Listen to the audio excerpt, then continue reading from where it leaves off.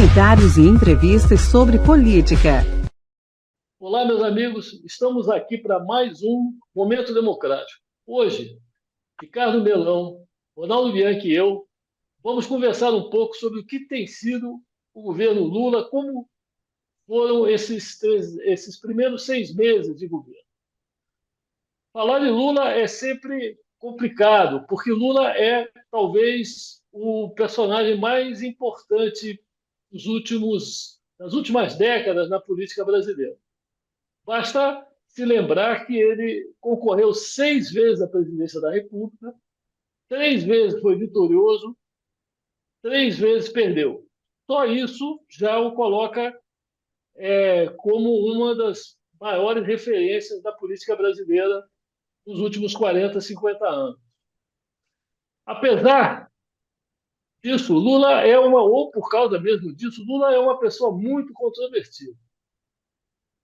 Temos opiniões, por exemplo, como a de Ferreira Goulart, poeta, escritor, que dizia que Lula tinha 80% de aprovação porque tinha comprado os pobres. Que ele não tinha preocupações de fiscalizar os programas de assistência social que ele implantava em seus governos, porque para ele interessava que as pessoas continuassem pobres. Citando aqui o Ferreira Goulart, pessoas sem trabalho e dependentes da bondade dele, não se preocupando em resolver problema social nenhum.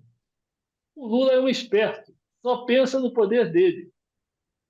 Ferreira Goulart, uma pessoa insuspeita ideologicamente, uma pessoa sempre de esquerda, achava isso de Lula, deixou isso registrado. Mário Chamie, outro intelectual importante, também dizia que Lula, sobrepondo a todas as suas ambições pessoais, não vê limites éticos em manipular a boa-fé do povo, que o cultua fervorosamente na dócil embriaguez de sua ingenuidade e de sua inadvertida inocência. Contra essas opiniões, nós temos 50 e poucos milhões de votos que os brasileiros deram há 6 meses atrás, há pouco mais de 6 meses atrás, para o Lula. Hoje, então, nós vamos aqui conversar um pouco sobre o que tem sido o começo dessa sua terceira administração no Brasil. Quais os pontos positivos, quais os pontos negativos, o que se pode esperar de bom, o que se deve estar atento. E, Ricardo, como é que você vê esses primeiros 6 meses de Lula? Você está animado? Você está precavido? Como você está? Com o Lula, com o PT, estou sempre precavido. A gente já teve uma experiência com eles durante 2 mandatos do Lula e 1 e meio da Dilma Rousseff, até o impeachment. E o PT ele tem os seus problemas quando chega no poder, né? E nós estamos vivendo muito deles agora. E aí, para a gente fazer uma análise de 6 meses, até para fazer uma análise bem fria, tá? Apesar de estar precavido, eu pretendo fazer uma análise bem fria aqui do que foi o governo Lula nesses primeiros 6 meses. Primeiro, né, vou apontar, vamos falar em termos mais políticos, né? Qual foi a expectativa daqueles que votaram no Lula, mesmo aqueles que não gostavam do Lula, mesmo aqueles que acabaram fazendo L, mas não tinham apreço pela figura do Lula, nem do ponto de vista político, moral e ideológico.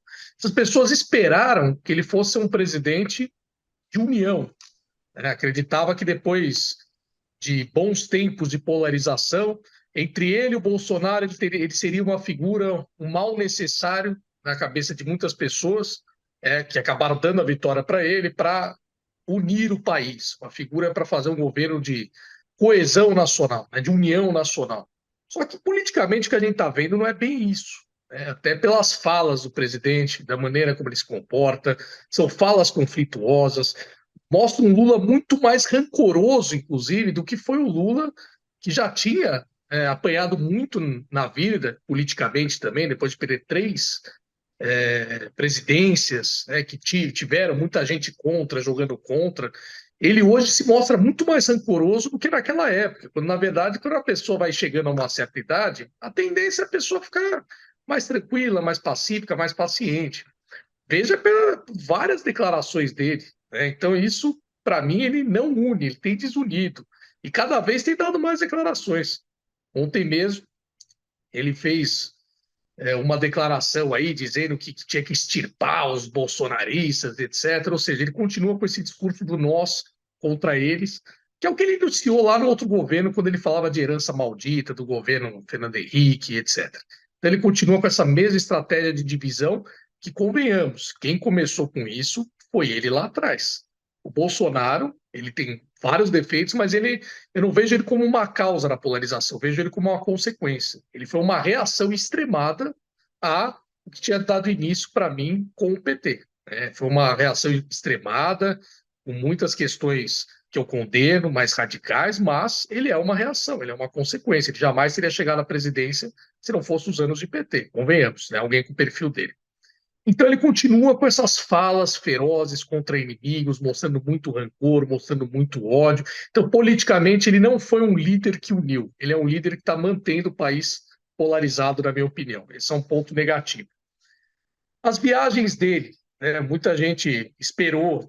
Eu para ser sincero, eu já imaginava isso desde o começo. Eu falei, olha, o homem estava preso, o homem está com uma nova esposa aí, acho que ele quer curtir a vida mesmo. Eu tinha certeza que ele ia fazer um monte de viagem, muitas viagens até, eu diria, sem muitos resultados concretos que ele fez e com gastos exorbitantes. Eu achava que o Brasil tinha virado essa página após 2018 com essa questão de privilégios e tal, mas ele não tem vergonha nenhuma de ir lá viajar, ficar em suíte presidencial. Isso pode parecer uma coisa mínima, mas é uma sinalização que ele dá de que ele não está muito aí com opinião pública, não está muito aí em mostrar uma outra imagem, que ele já está numa fase que é famoso, fiquei preso, agora eu tenho direito, vou usufruir de tudo isso.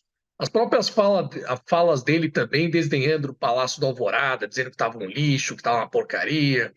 Isso mostra uma certa arrogância da parte dele também. Então é um pouco mais dessa figura dele ruim, da figura rancorosa, da figura que continua querendo dividir o país, na minha opinião. Politicamente, ele já foi mais habilidoso nas relações com o Congresso. O Congresso de hoje é um Congresso muito diferente da época dele, onde ele tinha muito mais controle, junto à articulação com os deputados para montar uma base. Hoje não tem um Congresso tão favorável, e convenhamos, um Congresso que ficou muito mal acostumado depois dessa história do orçamento secreto, que ele prometeu na campanha que isso era uma excrescência, que não dava para o Lira ficar mandando no país, que o Congresso hoje mandava no presidente, que ele ia acabar com isso, mas se você for ver na prática, ele não conseguiu montar uma base, não conseguiu combater isso, e agora voltou a dar as mãos ao Lira, liberando as famosas, acabou a emenda do orçamento secreto, agora a emenda PIX. Está liberando aí bilhões e bilhões de emenda PIX para o Congresso, continuando com essa prática. Negociou muito mal os ministérios, ampliou para 37 ministérios, negociou mal, deu 3 ministérios para o PSD, para o MDB, para o União Brasil, partidos que não entregaram essa fidelidade toda da base aliada dele. Botou ministros complicadíssimos, como a ministra do Turismo, que mostrou lá a ligação com a milícia, Daniela do Vaguinho, agora está retirando ela, vai ter que fazer em 6 meses uma outra reforma ministerial, vai entregar a FUNASA, Fundação Nacional de Saúde, que é extremamente importante, na mão do Centrão de novo. Então, politicamente, ele, para mim, patinou muito, e agora, somente agora, com a aprovação, pelo menos no Congresso, na Câmara Federal, do marco, do arcabouço fiscal, que, convenhamos, não acho a melhor medida de política de controle fiscal, mas é alguma coisa, esperando esse governo, que haveria um temor, né? Não está cortando gastos, ou seja, ele quer resolver a situação fiscal aumentando a arrecadação, e eu tenho medo que isso resulte em aumento de impostos. Mas teve a reforma tributária, não é a reforma ideal, mas, bom, se atender aí a questão de simplificar, acabar com a cumulatividade que existe hoje, vai ser positivo se aprovar. Teve um revés grande, na minha opinião, na questão do marco do saneamento, quando ele quis, né, com os decretos dele, acabar para poder privilegiar, dar uma nova chance ao modelo, né, das empresas estaduais, que é fracassado, que não trouxe resultados, que deixou o nosso país aí com metade das pessoas sem esgoto, convenhamos. Ele vai lá e tenta dar essa chance de novo por causa, principalmente, de aliados dele, como o ministro Rui Costa, lá na Bahia, que a empresa estadual tem um contrato muito grande ali com a cidade de Salvador, então ele voltou atrás. Então, para mim, tudo isso foi péssimo, né, nesse sentido. Ele vai ter uma conjuntura econômica agora que vai ajudar ele um pouco. Acredito que muito na parte econômica, dos índices que reduziram, de inflação, de uma série de outras coisas, é em virtude da gente ter um Banco Central independente, que também ele não poupou os ataques dele ao Banco Central. Se não tivesse o Banco Central independente, dificilmente o presidente do Banco Central ia aguentar tanto ataque, tanta afronta. Ou ele tinha pedido a cadeira, ou ele teria cedido e baixado os juros antes da hora, o que ia impactar no futuro com inflação, né? Então, eu sei que, José, talvez você traga aí pontos mais positivos, né, para esse debate, mas não, de maneira nenhuma. Eu, na verdade, eu acho que nos governos Lula você sempre tem uma certeza, ele está mentindo. Mas mentindo para quem? Essa é a dúvida que o Lula coloca sempre para nós. Ele Não, está mentindo. Ele está mentindo para o Maduro, ele está mentindo para o teve essa questão do Oriegas, Maduro, ou que ele foi péssima. está mentindo, ou ele está mentindo para nós aqui no Brasil. não, não é Quem que mentira. ele. Desculpa, eu não Quem que acho não que é é mentira? mentira. Eu acho que ele é, como diria o Chico de Oliveira, um personagem sem caráter. Ele é um macunaíma, né? Para cada público ele faz um discurso, para cada para cada plateia ele tem o que ele tem que falar. Ele tem que falar para elogiar ou para as pessoas ouvirem e aplaudi-lo. Ele tem um ego do tamanho de um gigante. Essa saída dele para o exterior não é só passeio, não. Ele quer ser elogiado pelo Obama, né, como sendo o cara. Ele quer ser elogiado pelo Macron. Ele quer ter uma autoimagem com o Papa. Ou seja, é uma coisa planejada para emulá-lo como um grande líder internacional, coisa que ele não é, né? Então, acho que Sim, esse mas é ele o podia, ele problema. podia fazer isso procurando outros líderes. O problema Ele dele não procurar os consegue, não tem líderes que eu estou estatura, falando ele teria outros líderes no mundo mas ele não tem que também estatura, fariam Zé. a inserção dele entre os grandes homens. Aliás, todos gostariam de fazer isso. Sim, mas um cara Mas que porque chega e fala que não cumprimenta o Zelensky na hora que tem que não, cumprimentar. Terrível. A cena para mas o Maduro que recebe aqui então com essa que é ponta-pompa.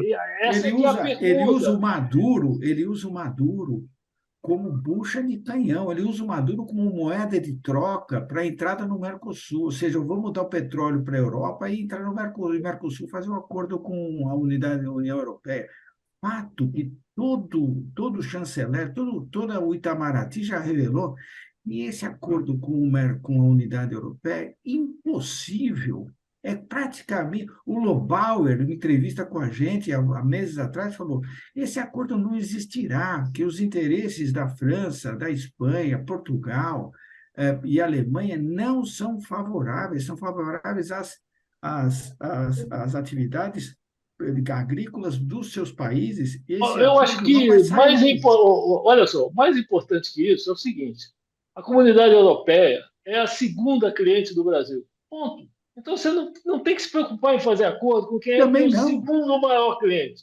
Eles já são o segundo Exatamente. maior cliente, então sem acordo nenhum.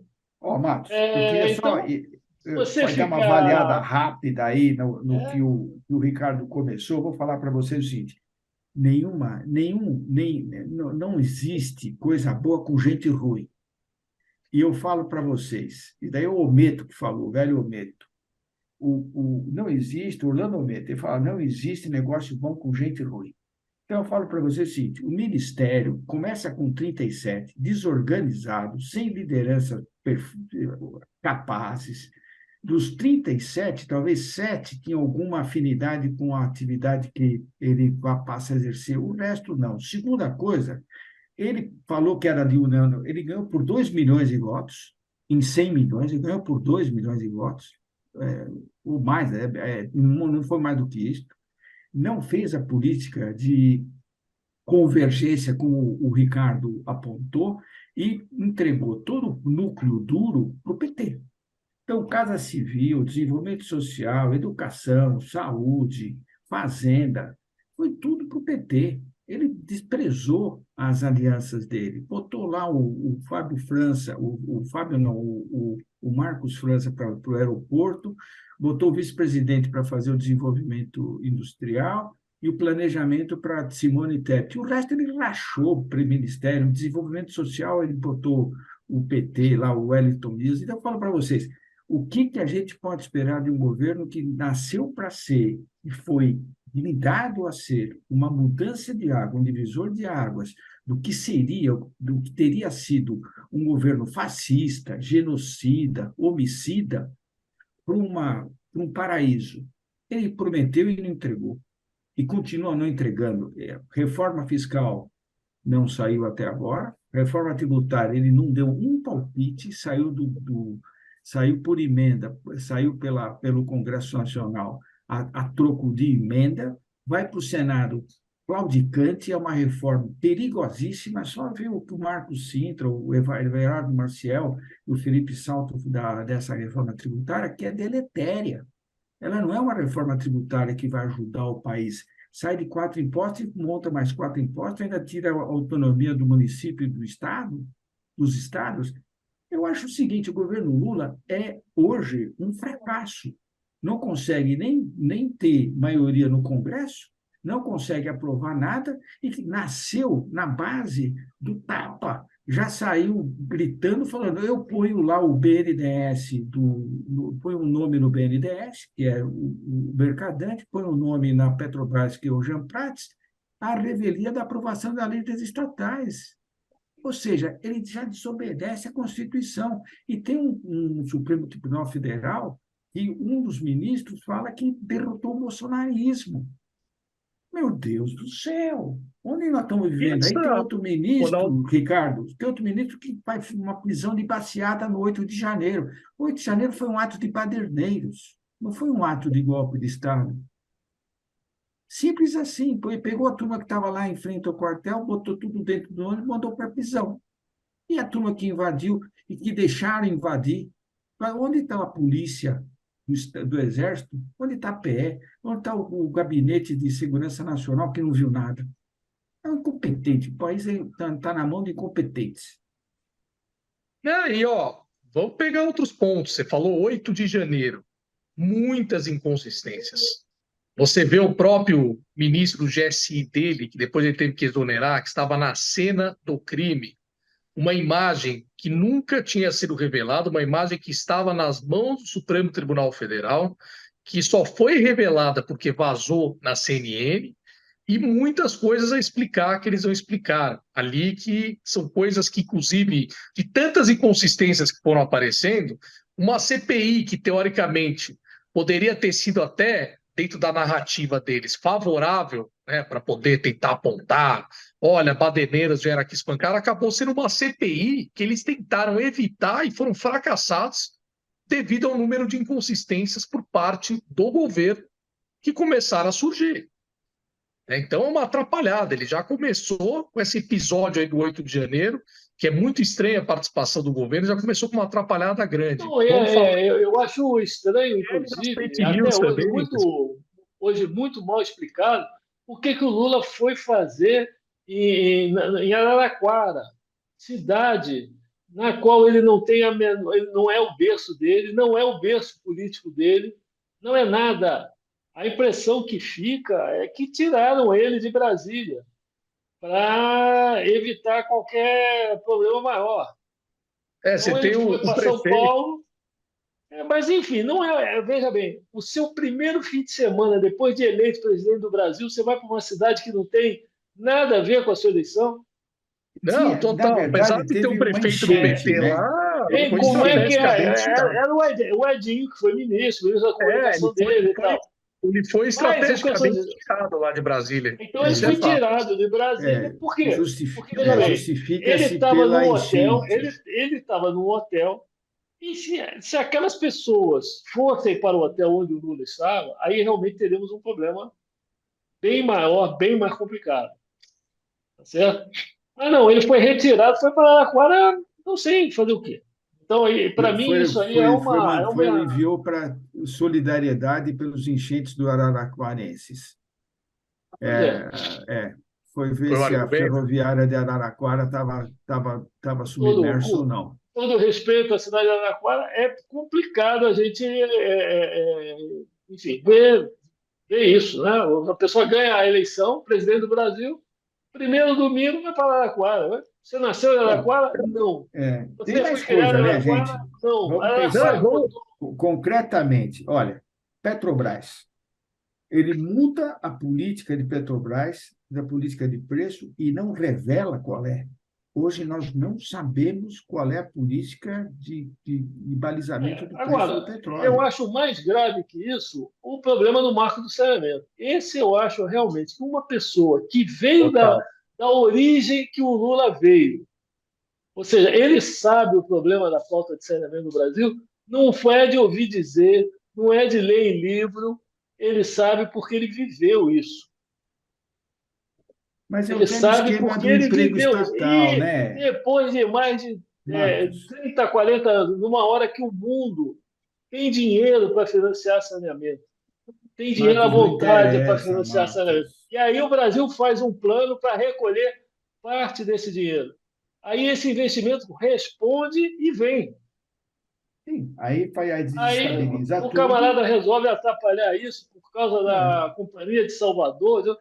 Pelo amor de Deus. Não, na verdade é emprego. Em relação às milhares de pessoas que morrem todos os anos com falta de saneamento.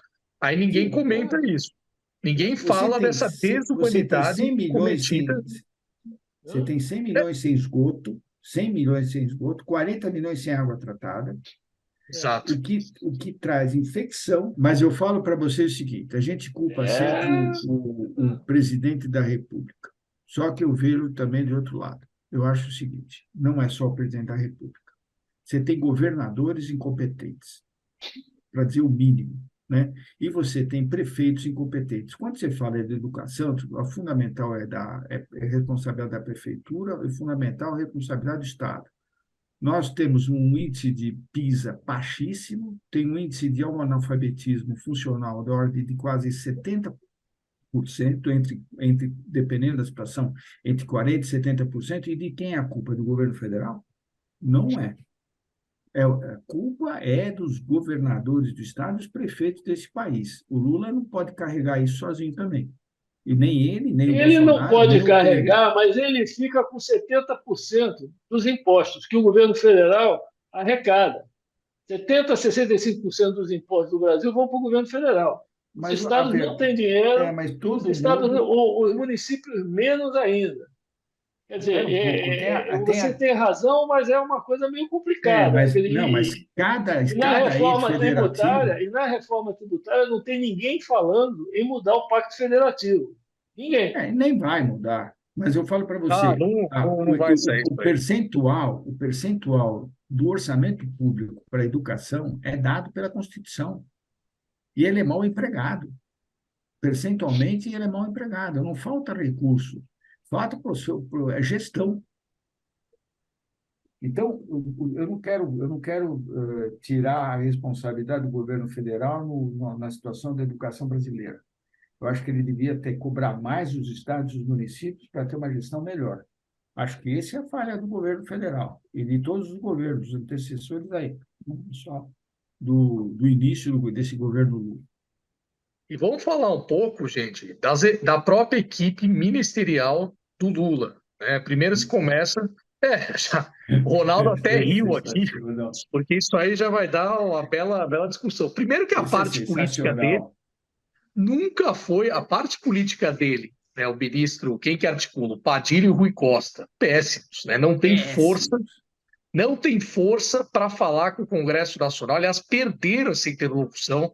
Ficou aí nessa questão da reforma tributária, por exemplo, ficou totalmente o Haddad fazer esse papel. Né? A própria base não tiveram... tinha o Zé Dirceu que comprava todo mundo, né? Era... Mas Mas sabe o falou. que eu ouvi uma vez, Ronaldo? Eu ouvi de um político graúdo, tá? Eu não vou revelar até por questões de, enfim, não sei se É foi autorizado, vivo. Ele é mas é vivo. para não dar problema. Mas eu ouvi de um político graúdo desses cacicões, que ele disse o seguinte, que eu até perguntei, eu falei, bom, vamos aproveitar para perguntar a alguém que conhece aí dessa história. Aí eu falei para ele, o que está acontecendo? O Lula já foi mais habilidoso politicamente. Aí ele virou e falou, equipe muito ruim. Ele falou, naquela É, época, você tinha ministros ainda. Ó, não quero, não estou elogiando ninguém. Estou falando que eram ministros que tinham pelo menos, eles tinham força com o Congresso Nacional, respeito do Lula e força com o Congresso, que era o Zé Dirceu, o Márcio Tomás Bastos, que eles tinham mais força com o Congresso para, na hora de conversar com o Congresso acreditar na palavra deles como interlocutores do Lula. E ele fala que hoje o Padilha, o Rui Costa, eles não têm essa força, eles são completamente desmoralizados nesse sentido. Então, e as Palocci, pessoas. né? Oi? Ele Ah, tinha O Palocci Palocci também. também. Ele citou esses dois, não sei por quê, eu até achei curioso. Ele disse que o Palocci também tinha, mas um pouco menos, mas ele falou que esses dois eram as pessoas que tinham, assim, pelo menos força para conversar e articular com o Congresso, que hoje esses ministros não têm. Flávio Dino, o que dizer de Flávio Dino, gente? A figura do Flávio Dino, extremamente autoritária na maneira como se coloca. Você vê a questão do PL das fake news. Para mim foi um absurdo. Eles tentaram empurrar esse PL, mesmo com as É coisa do polêmicas, PCdoB, se chama Partido exatamente, Comunista do Brasil.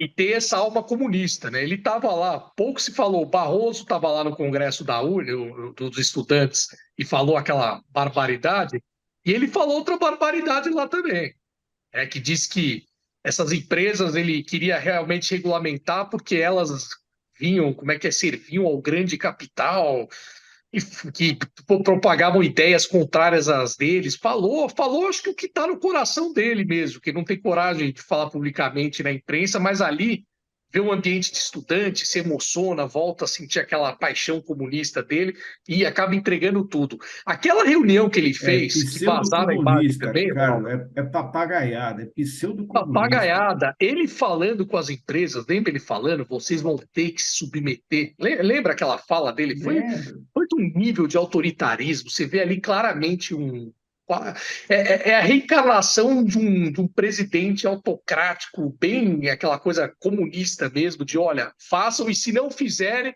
É se não. Lembra maoísta. quando ele falou também que se não aprovasse no Congresso, ele ia fazer na Justiça?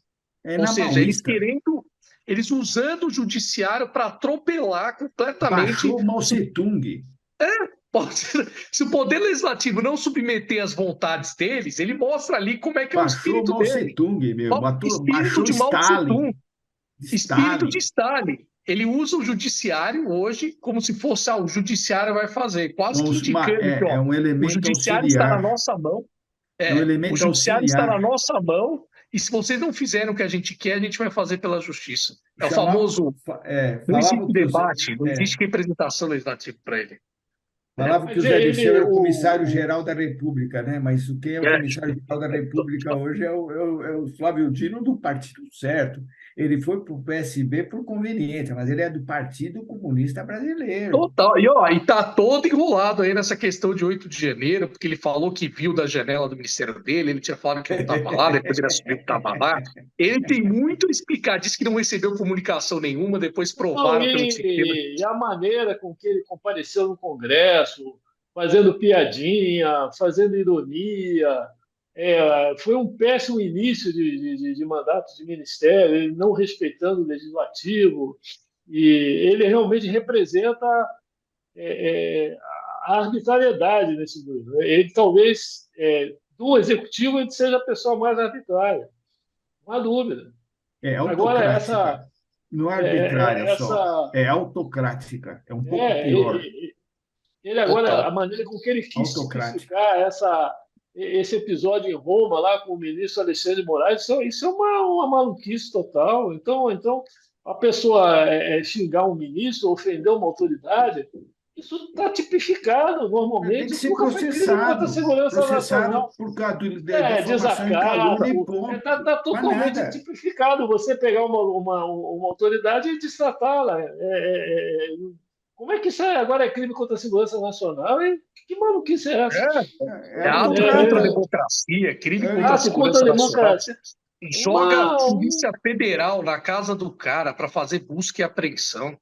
Pelo amor de Deus, é usar o aparato do Estado para intimidar mesmo as pessoas. O pessoal realmente. Eu creio que esse lado, esse viés do governo Lula é o viés que as pessoas têm que se preocupar. Não podem achar que isso aí não, é para inglês ver, isso aí é para acalmar os radicais de esquerda. Não, não é assim, não.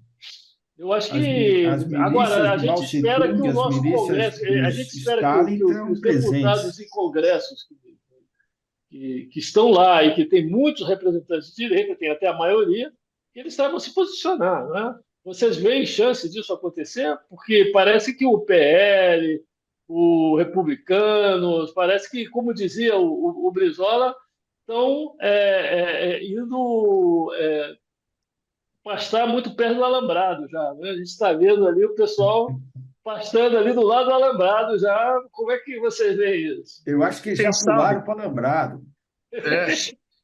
mas vocês sabem qual é a maior ideologia hoje do nosso político do Congresso, aliás, de sempre do Brasil? Qual que é a maior que ele segue? Eu costumo dizer isso, até pela minha experiência no parlamento. Se chama, não é liberalismo, não é conservadorismo, não é socialismo, se chama umbiguismo. É o próprio umbigo. O deputado convencional, o senador convencional, está preocupado com a sobrevivência dele lá, ele está preocupado em como ele vai ganhar emenda para manter a base eleitoral submissa a ele, para ele continuar tendo poder e influência. É isso. Então, infelizmente, você tem um centrão que é grande, e esses partidos, a grande parte dos partidos se venderam como partidos de direita, você tem muitos representantes eleitos lá que são umbiguistas, centrão puro, e que se elegeram na onda, acreditando ali, puxados por votos por exemplo, do bolsonarismo. Muitos aí que estouraram, bolsonaristas, que consideravam patriotas, que estouraram de votação e puxou muita gente umbiguista aí, muito gente de centrão, e essa turma acaba, se o governo submeter, e tá caro, tá cada dia mais caro. Eles querem bastante recurso, eles querem cargos, eles aprenderam que eles têm muito poder para fazer isso, sempre tiveram, mas agora eles se lambuzaram aí nos últimos anos, está cada vez mais caro. Se o governo, como está fazendo agora, submeter, faz aliança com o Lira, dá cargo para aliado do Lira, coloca essa turma em ministério, coloca em fundação, é péssimo para o país, porque você não está colocando gente técnica preparada, você está colocando gente que está a serviço do umbiguismo de quem indicou ele, a serviço das maracutaias de quem indicou, mas só que aí, infelizmente, ele consegue ter mais controle do Congresso se ele fizer isso, que é o que ele começou a sinalizar agora. Mas eu Parece acho que ele e o Lira estão se estão se entendendo aí. acertando. Mas tem uma coisa, Ricardo e Matos, que eu acredito o seguinte: é melhor diluir a esquerda e botar o centrão do que ficar toda esquerda o ministério dele. Ah, não, É, isso é eu bem não melhor, sei. vai botar água no Eu chope. falo que os dois são terríveis, mas Então, mas realmente é melhor o você umbiguismo. fazer um chope aguado, né, do que um chope puro, né? Então, eu não vejo o Centrão como um perigo do É, país. o Centrão, como está, ele começou ali na Constituição, não é isso? Na Constituinte de 88 é que Roberto Cardoso começou, Alves. Roberto Cardoso Alves começou com o Centrão. E eles têm garantido a governabilidade no Brasil desde então, passando por governos aí mais diferentes, né? Eles têm garantido O a. Sarney é o rei o Sarney é o rei do Centrão. É o cara que manda do Centrão, é o Sarney. É ele que dá, ele que garante tudo isso daí, nos seus 90 anos. Então, eu falo para vocês, você perguntou, o que vocês acham, o que vocês estão analisando com essa entrada entrada do Centrão no governo? Na minha opinião, bom, não é ruim. É melhor ter um governo do Lula diluído do que um governo puro dessa gente como o Flávio Dino. É assustador ter um Flávio Dino continuando a fazer o que quer. Não dá. A pessoa ideologicamente, se a pessoa já tem uma moral comprometida e é invertida ideologicamente também, é complicado. Piora, Você tem a soma das piora. duas coisas ruins, né? É. Realmente terrível mesmo. Agora, outra coisa que eu queria comentar com vocês, a grande obra que o Lula anunciou até agora é realmente um gasoduto na Argentina. Depois de toda essa questão de financiamento, de porto em Maruel, uma Não, série de ele outras vai coisas. fazer o PAC em agosto. Eles vão fazer um novo PAC em agosto, que é o Plano de Aceleração do Se, Crescimento, bom, que vai vir um monte de mentirada junto. aquele Um ou monte, se for igual o PAC vai vir aqui, antigo, vai elencar um a gente monte vai de ter obra que não, inacabada, vai, inacabável. vai bater recorde aí. Eu brinco, eu falo que é monumento ao desperdício de dinheiro público, né? Fica aquele Pois é, se, esqueleto lá para você olhar e se saber que falar, seu não, nós dinheiro. vamos terminar com o problema de esgoto no Brasil conforme o marco legal. Para mim tá bom. Aí Perfeito. está ótimo. 1933 termina o esgoto no Brasil e começam os novos impostos no Brasil pela reforma tributária, não é? São os dois É, marcos. 2033. 2033.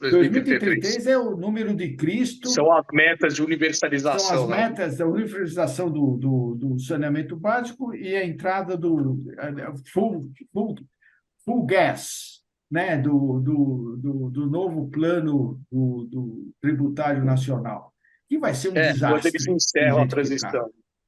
Então, eu falo para vocês, vai ter muita promessa, para variar, tudo papo furado. Vai ter muita conversa mole. Quero ver que na hora que se a China continuar nesse crescimento pífio que está, como é que vai ficar nossas exportações? Se os Estados Unidos entrar em recessão, como é que vai ficar a economia mundial? Ninguém está vendo perigo na frente. Nós estamos com um problema muito sério de previdência social novamente. O censo de 22 está já demonstrando que vai ter que, urgentemente, já o ano que vem, nos próximos 2 anos, ter uma nova reforma tributária, previdenciária. E como é que fica o judiciário aumentando os salários?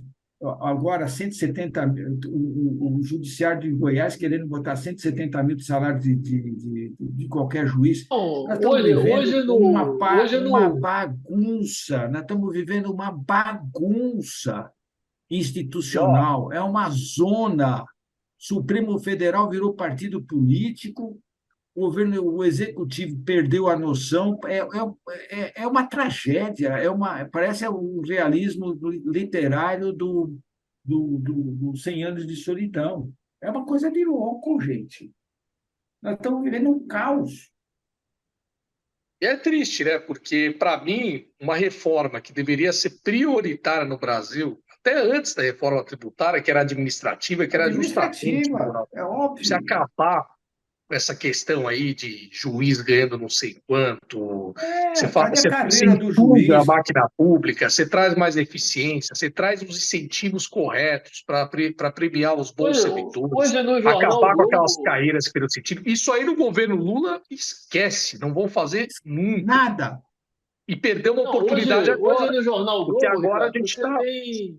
O Jornal Globo hoje tem matéria sobre salário de juiz ganhando 400 mil, 500 mil, o maior salário foi 830 mil. Teve um juiz que conseguiu receber, está no É, Globo de hoje. é. Eles falam tanto.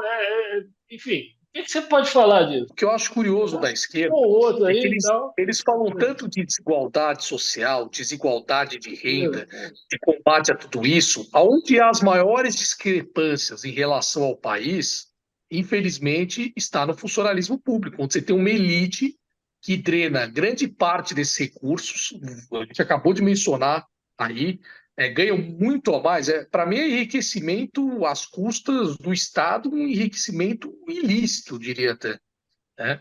Que totalmente encabido.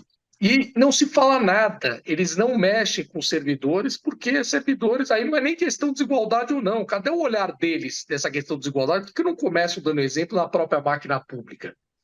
Não dão. Eles mantêm isso porque, em tese, muitos servidores, todos esses sindicatos que envolvem servidores, são ligados a eles, então eles não têm coragem de mexer, de fazer uma reforma É a administrativa. nomenclatura. É a nomenclatura, Nomenclatura, nomenclatura, é a perfeitamente. nomenclatura, Nomenclatura. é a nomenclatura, é Exato. a elite pública para submeter a força de trabalho produtiva do país, tanto de empresários quanto de É, trabalhadores. e é só você pegar hoje quais são as profissões. Pode pegar, inclusive tinha um levantamento disso recente, que é entre as 10 profissões mais bem pagas hoje no Brasil, se eu não me engano, tá? Depois vou conferir, mas 6 eram ligadas ao setor público. Entre as 10 profissões mais bem pagas do É país. tanto Seis. do início da carreira quanto no final. O Sim, início é gritante, o início é gritante. Quer dizer, a Então, verdade é que o Brasil, hoje em dia, tem dois cidadãos. Tem um cidadão que é funcionário público e tem um cidadão que não é funcionário público. que trabalha para ele. Tudo, tudo é diferente. Tem funcionário público que não Brasil. ganha bem, né? O problema é sim, sim. esse. Tem. Mais municipal, mais estadual. Federal é difícil Federal arrumar quem ganha não vem bem. bem. Mas voltando a Estadual e isso, eu acho que o municipal, com Melão certeza. botou um negócio importante aí no negócio. Falta hierarquia de reformas. E ninguém é capaz de colocar esses pingos nos is, né? Exato. Qual é a primeira reforma para você fazer? É a administrativa, porque a partir dela você faz a fiscal, depois dela você já monta a tributária, né? E depois você vai Exato. ter uma quarta, que é a reforma política, né? Sim, E também precisamos resolver esse assunto. Por que nós temos É, 3 senadores da você República? veja que agora é, Não ninguém quer precisa 3 mexer. senadores da República, nós tínhamos só 2.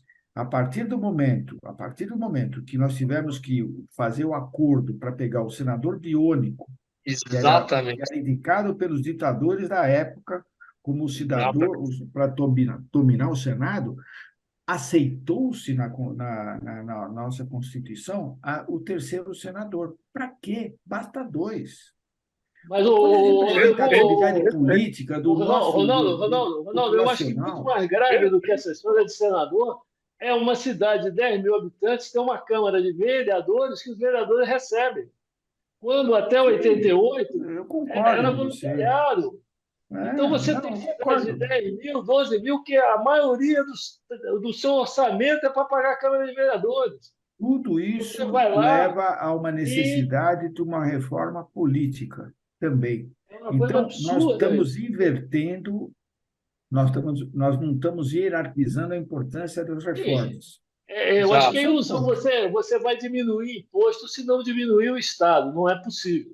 Não tem como. Não dá. Não tem como. Você quer diminuir imposto, tem que diminuir o. Você pode até ter uma carga Não. grande, como tem a Suécia, como tem a Dinamarca, mas tem um serviço primoroso, né, para atendimento público, onde um estudante da Dinamarca, um professor da Dinamarca, ganha R$ 10.000 por mês, né? Pois é, mas aqui no Brasil, Mas aqui não. veja bem, veja, isso é outro ponto que a gente tem que prestar atenção.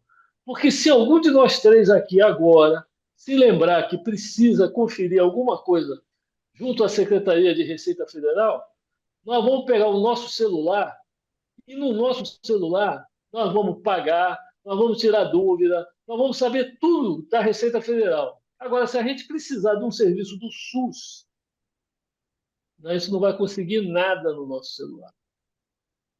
Tá A classe entendendo? média Nós vamos para a está fila, nós ferrada. vamos passar pelo diabo. Agora, Classe média ferrada. Não, a O funcionário educação. do SUS, ele é tão bem É, preparado quanto o funcionário da Receita Federal. Passou por um concurso tão duro quanto. Então, isso é um problema de política, não é um problema de que o SUS está melhor populado por funcionários melhores do que a Receita. Não, de jeito nenhum. mas o problema da classe Então, cada média é vez que que, você tem que pagar para o Estado, nós temos um Estado de primeiro mundo. tudo Agora, bem, quando mas nós precisamos de Estado, nós temos um Estado de terceiro mundo. eu acho o seguinte: se o É, Lula, o problema do desbalanceado. quadril, se o Lula no problema do quadril fosse atendido pelo SUS e não pelo Sírio-Libanês, eu queria ver como é que ia ser. Em vez de ir para a fila do Sírio-Libanês, entrar lá na porta, no salão de espera do Sírio-Libanês, se ele precisasse do SUS, o que ele ia fazer? A verdade é uma só. Nós, classe média ou classe mais baixa, você não, na classe média é uma desgraça, né? Porque você paga todos os impostos, você é obrigado a botar seu filho numa escola privada desde o início, porque não tem escola pública de decente, nem para o ensino fundamental, nem ensino médio, e, se Deus quiser, ainda pegam um naco de 50% da escola pública universitária, porque na escola pública universitária agora 50% é cota, né? Então, você também já esquece a outra possibilidade, você diminuiu também a possibilidade de ter ensino gratuito da sua família no universitário. Aí, se você precisa de saúde, você paga um plano médico cada vez mais caro, você não pode confiar no SUS, tá certo? E você paga todos os impostos que você tem aí da área de PVA, da área de IPTU, etc., e de segurança, que você também, da parte de segurança, você não tem segurança nenhuma. Você sai na rua, você é assaltado. Aqui em frente da minha casa, num bairro nobre aqui de São Paulo, que é a Vila Mariana, na nossa rua, nós tivemos em 6 meses 10 roubos, assim, num quarteirão. 10 roubos de invasão e de celular. Então, você não tem segurança, não tem educação e não tem saúde. Essa é a realidade da classe média. E está pagando tudo isso. Ainda paga a aposentadoria desigual do funcionalismo público. Quando nós não parar, você acha que o Brasil vai dar certo desse jeito? Se o Lula também não quer que dê certo? Então, Bom, só tem eu gente vou ruim aproveitar trabalhando, pelo eu amor vou de Deus. aproveitar essa pergunta do Bianchi. Você acha que o Brasil vai dar certo? E vamos voltar aqui para os nossos 6 meses do Lula. Então, baseado aqui nesses 6 meses do Lula, a gente acha que o Brasil vai dar certo nos próximos 3 anos e meio? Essa, esse prefácio aí do governo Lula, o livro promete ser bom ou não? Ou a gente está entrando num filme de terror? A perspectiva é muito negativa. Não dá para esperar grandes avanços do governo Lula. Vou fazer uma análise bem fria, tá? Não vamos esperar grandes avanços. Eu entendo que muito radicalismo que eles tentem implantar, ou ele, os ministros dele, por ter uma parte conservadora, por ter um centrão que, apesar de, né, gostar de emenda, tem também alguns limites que ele não encara, porque hoje você tem uma sociedade que metade dela é totalmente contrária ao que eles pregam, então vai acabar segurando um pouco. Então a gente vai ficar indo entre tentativas de radicalismo, coisas ruins sendo implantadas, uma falta de direcionamento, as trapalhadas do Lula, que parece que com o avançar do Não tem tempo aí fim. tem dado. Não tem fim, só está piorando. Veja o que ele faz internacionalmente, se meter lá na questão da Rússia e Ucrânia de uma forma completamente na contramão dos países Atabalhoada, ocidentais. né? Atrabalhoada, Atabalhoada. sinalizar para Putin, sinalizar para Maduro. Olha, então eu não vejo muitos avanços nesse sentido, para ser bem sincero. Se ele tiver uma sorte de pegar aí uma conjuntura econômica um pouquinho melhor aí para o país, mérito também, eu vou falar mérito do nosso banco. Olha, uma das melhores coisas que foram feitas nos últimos anos foi o Banco Central Independente. Isso aí eu vou te falar, segurou bem a Garantiu gente. a moeda. Garantiu o Garantiu, valor porque da se moeda. dependesse hoje do Lula, ele teria colocado um presidente lá que ia ceder a Um pressão, fantoche. ia baixar juros, maravilha. No começo o pessoal ia sair aqui Inflação se a endividando. 200% o ano. Ó, exatamente. Agora todo mundo ia curtir, ia sair pegando crédito, consumindo a rodo. Gente, daqui uns 2, 3 anos a gente já tá, até menos, É até a gente já tá 150. errado. Não, entra em Inflação, recessão. A Dilma fez isso, todo rapaz. mundo, exato, ia estar todo mundo endividado. O Olha brasileiro para já está mais trás. endividado do que está, Olha né? para Não ia conseguir comprar mais dois nada. anos dos 5 anos e meio da Dilma, 2 anos menos 3%. Porque Você lembra? teve depressão, tá certo? Teve Porque não dá recessão. certo. Não Então, dá para você. respondendo a pergunta e endossando o Ricardo, nós vamos viver um cabo de guerra. Exatamente. Gostei da expressão. É um cabo de guerra. Vai ficar assim, ó. Não vai nem para um lado e nem para o outro. Fica assim. Então, o Brasil vai crescer? Vai, desse tamanho. a pressão vai se dar, e olha o que eu te digo, o Centrão não quer perder a eleição. O Centrão não é besta, tá certo? Na hora que perceber se as coisas não estão indo bem e se a população vai fritar essa gente do Centrão, eles pulam fora e deixam o cara solto e tem um impedimento aí no final. Não, mas olha, É esse possível. problema do Centrão eu acho outro, porque, veja, o Lira era do Bolsonaro, está aqui no Lula, tranquilo, absoluto. O presidente do Senado também não mudou. Então, esse pessoal, eles sabem sobreviver. Eles não têm medo de perder a eleição, porque eles não perdem a eleição. Quem perde a eleição Mas ele são os apoia ou não outros. apoia Eles o não governo. perdem. Mas Então, eles não por isso que eu estou falando. apoiaram. Sim, mas isso eles tratam com quem ganhou, seja quem for. Ou sai fora, né? Então, Como aconteceu com a Dilma. A Dilma perdeu o mandato porque descobriram lá um ilícito dela, né? Uma incompatibilidade. O Centrão percebeu, falou: vamos tirar essa pessoa porque tinha 2 anos de depressão. Falou: não, não vamos ficar com ela, não, vamos botar ela para fora. E botaram rapidinho, né? é verdade, Tanto é que verdade. O Kassab sai ministro da Dilma na sexta-feira e entra na segunda ministro do Temer. Ou não? Sim. É isto. E quantos não foram? Não vou citar só o Kassab, que é outro estrategista político rápido no gatilho, né? Então, eu falo para vocês, na hora que eles perceberam que se a coisa ficar mal para o lado deles, eles foram fora do barco. É Como verdade. entram rápido, saem rápido. É verdade, eles vão Perfeito. sugar tudo que eles puderem ali de E cai recursos fora. e cai fora. Ou cresce a ameaça de um impedimento, né? Vai criando, você precisa É, criar. Para o impedimento, você precisa envolver o setor da sociedade, precisa a popularidade do é, presidente tem que abaixar bastante. Se eles veem esse contexto, aí eles é. vão com 3 facas no pescoço do E presidente para, eles ó, estão com o vice-presidente ideal, né?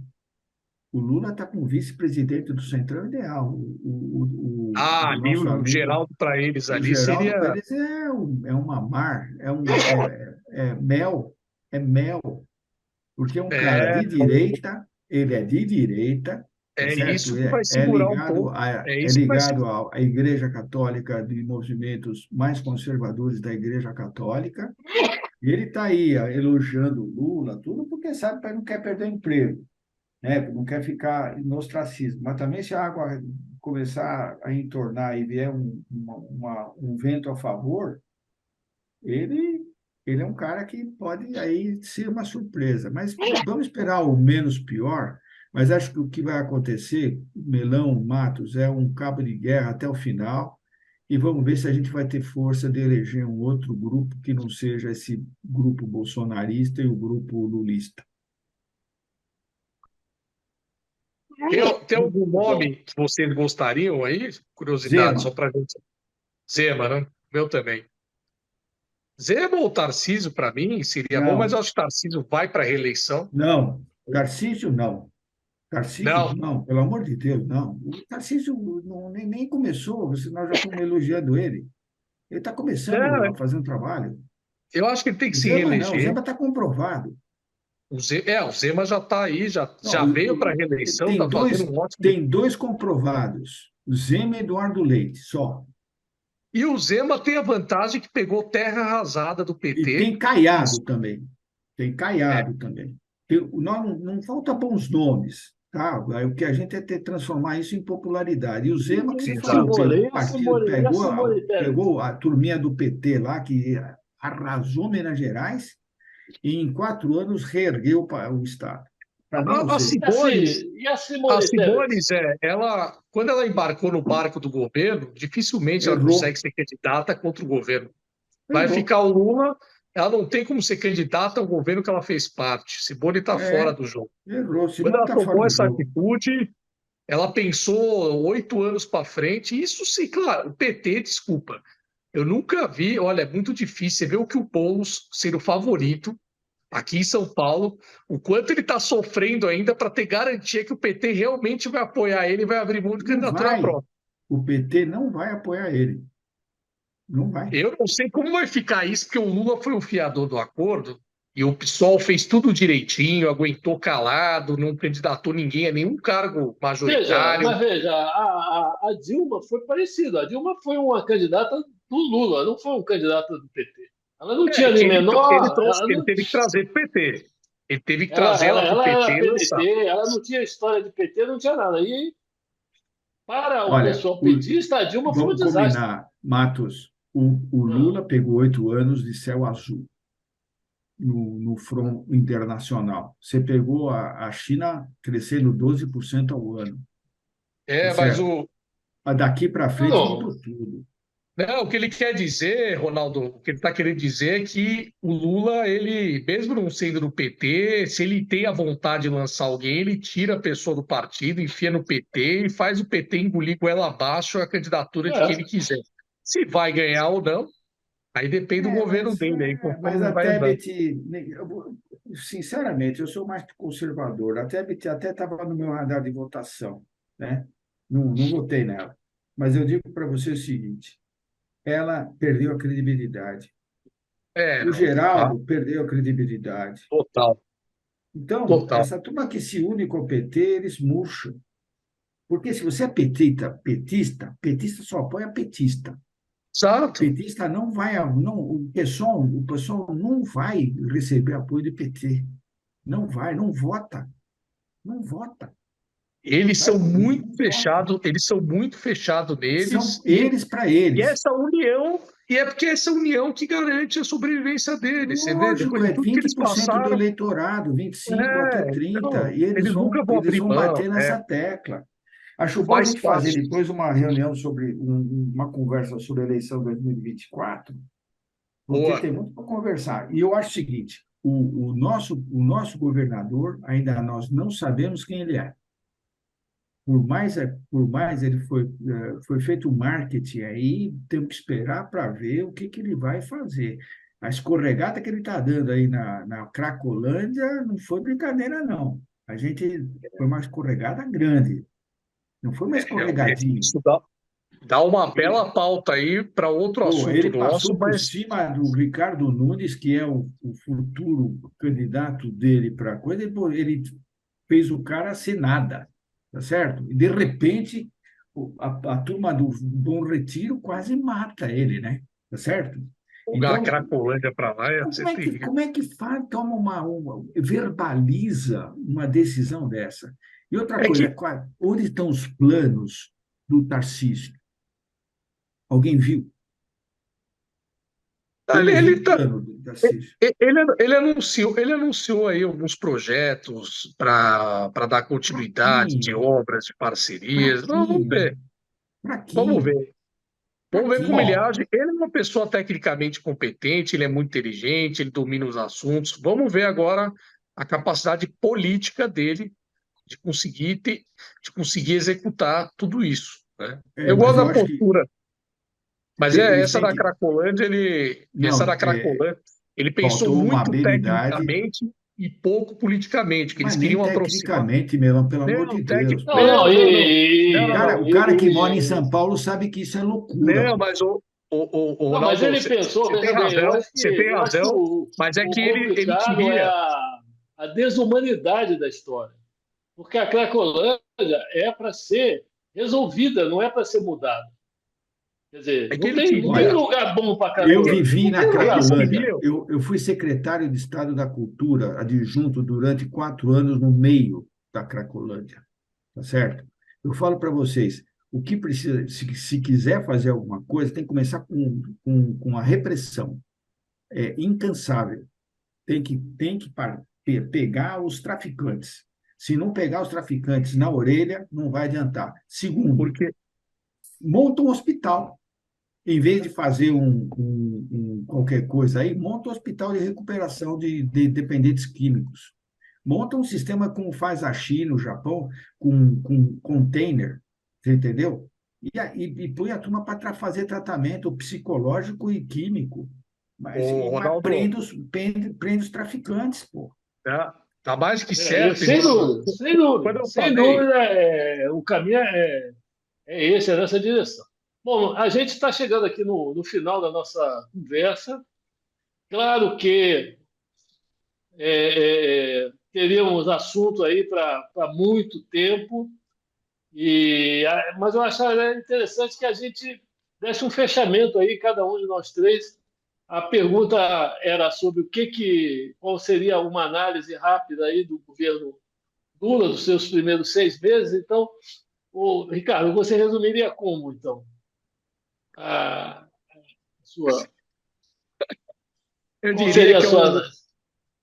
minha análise é um governo que até o momento não mostrou a que veio, não está deixando um bom sinal para o país nesse momento, que era, vamos falar de termos maiores, precisávamos de alguém que unisse o país, que desse um rumo para o país, e o que ele tem mostrado é uma inabilidade política completa, uma raiva de espírito dele muito grande ainda, dividindo o país, os seus discursos, as suas declarações. E não é, ele não tem sido líder, na minha opinião, nunca foi, nunca acreditei nessa situação, não tem sido líder para conduzir nesse sentido. E para piorar, está sem projeto, está sem rumo, está fazendo um monte de atrapalhada. Então eu acredito que é um governo aí que vai ficar no cabo de guerra aí, oscilando entre, se tiver algum tipo de avanço, vão ser pouquíssimos e pontuais em alguma coisa ou outra aí. Não sei como ele vai dar seguimento nessas políticas sociais, se ele vai ter sorte de encontrar uma conjuntura econômica um pouquinho melhor, se ele tiver, ele consegue fazer alguma coisinha linda, não por tanta responsabilidade dele. Mas é um governo realmente mal conduzido politicamente e administrativamente. Ricardo, Ronaldo, você queria. Sim, eu acho que é um governo atabalhoado, sem política pública para as unidades de saúde, segurança pública e combate ao crime organizado, a uma política de fronteira, e no campo externo atrapalhado, um discurso desalinhado, né? Ora para um lado, olha para o outro lado. E enquanto isso ocorrer, nós vamos ter um governo sem caráter, né? Esse caráter é uma linha de conduta. Ele joga conforme a torcida. Então, eu não vejo outra solução para o governo Lula a não ser uma reformulação e, se possível, ter algumas pessoas que começam a balizar o governo para melhorá-lo.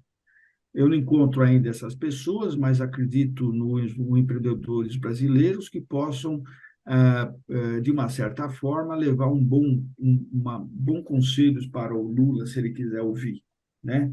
E nós temos bons políticos também que podem oferecer bons trabalhos para o Lula. Eu espero que o Lula saia dessa sua egocentrismo e comece a enxergar um pouco mais além do seu umbigo, né? E os políticos idem. Então, eu falo para vocês que qual é a perspectiva? É de esperança.